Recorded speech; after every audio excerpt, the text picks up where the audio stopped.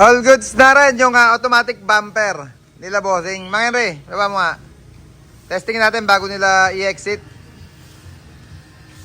Yeah boy, pagdating syempre sa stopper nyo sa baba, kusa siyang hinto. Mga Henry, taas mo ulit. Yung dating bumper pa rin nila yung ginamit natin dyan. At yung ibabaw, nilagyan lang ng aluminum checkered plate. Gilid stainless yung extension niya. Yan, isa pa baba na. Last na mga Henry.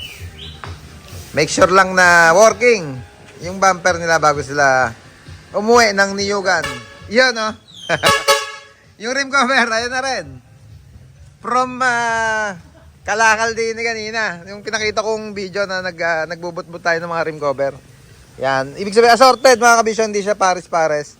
Kaya nakakita sila sa, pumili sila. Yung pangharapan niya, yung custom, nagpalagay din na sila ng stud cap.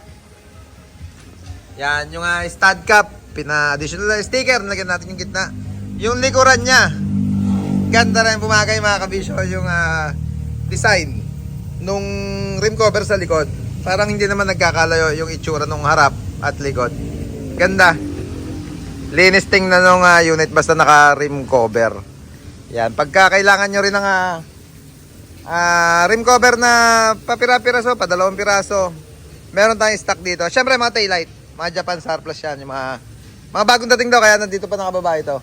Pag kasi mga okay na, taas na natin, taas na doon.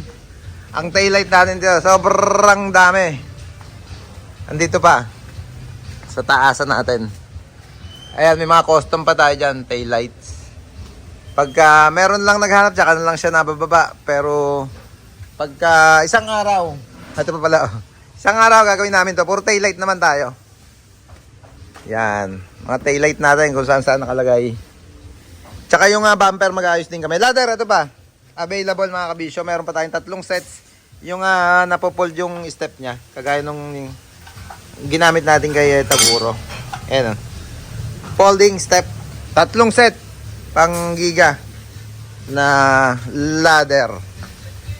Ganda ng unit mga kabisyo. Biglang pogi yung kanilang forward. Yeah, bye.